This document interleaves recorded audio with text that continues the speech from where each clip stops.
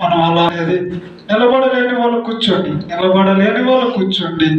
నిలబడగలిగే శక్తి కలిగిన వారు 39వ కీర్తన మొదటి వచనము నుండి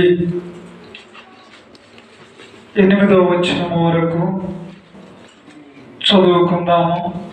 ఎందుకంటే మనం అందరూ చదువుకున్న వారు లేరు కాబట్టి మరి ఒకరు చదువుతుండగా అందరం పలుకుదాము. మన మధ్యలో ఉన్న సహోదరి టోనమ్మ గారు చదువుతారు.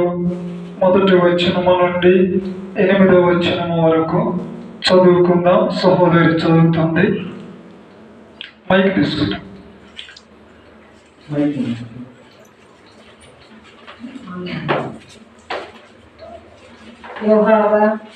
యెహోవా, నీవు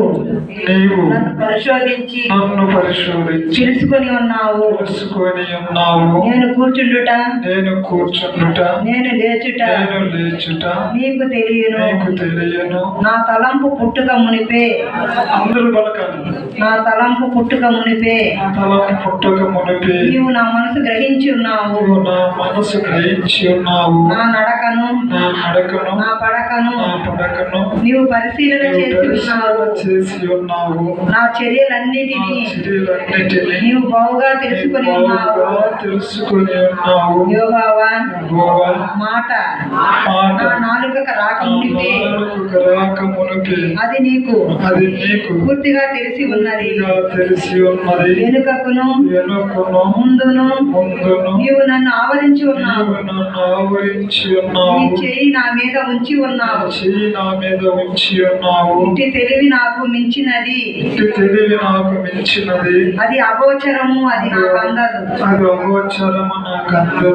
నీ ఆత్మ యొద్ద నుండి నేనెన్నటికీ పోవుదును. నీ సన్నిధి నుండి నేను ఎక్కడికి పారిపోవుదును. నేను ఆకాశమున ఎక్కినను నీవు అక్కడ ఉన్నావు. నేను పాతాళమునందు పండుకొనినను నీవు అక్కడ ఉన్నావు. దేవుడి వాక్యం దీవించి ఆశీర్వదించుగాక. దయచేసి కూర్చోండి.